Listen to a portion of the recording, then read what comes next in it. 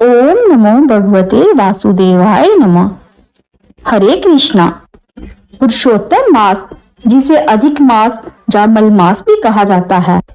19वें अध्याय की कथा।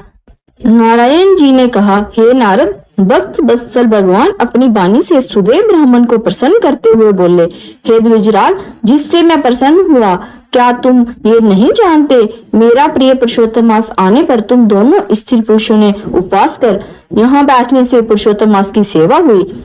एक बार वेद में कहे गए साधनों को और दूसरी ओर पुरुषोत्तम मास के सेवन को जब ब्रह्मा जी तोड़ने लगे तो वेदोक्त साधन बहुत हल्के निकले और पुरुषोत्तम मास सेवन व्रत भारी हुआ। इसलिए संसार में पुरुषोत्तम मास अधिक पूज्य और मान्य है। जो मनुष्य का जन्म लेकर श्री पुरुषोत्तम मास में जब तप स्नान दान आदि नहीं करते हैं, वह जन्म जन्मांतर में दरिद्र होते हैं। अतः सब प्रकार से यत्न करके मेरे प्रिय पुरुषोत्तम मास का सेवन करना चाहिए। जो पुरुषोत्तम की सेवा करेगा वह भाग्यवान धन्य होकर मुझको प्राप्त होगा।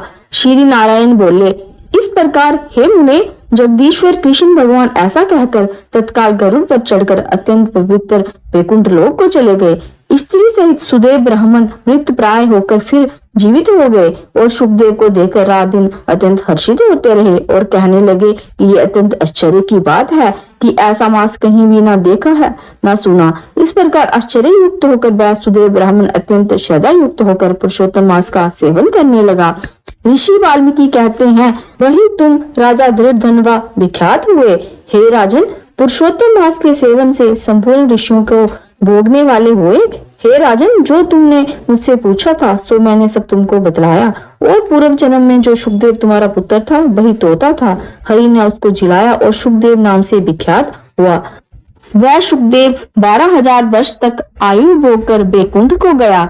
वही सुखदेव वन के सरोवर में भड़ के वृक्ष पर बैठकर संसार सागर में डूबे हुए विषय रूपी सर्प से तुम जो अपने पूर्व जन्म के पिता को देखकर कृपा से युक्त हो चिंतन करने लगा कि यदि मैं इस राजा को बोध नहीं कराऊंगा तो मेरा भी अपराध हो जाएगा। इस प्रकार मेरा इन श्रुति के वचनों को मानना वृथा हो जाएगा।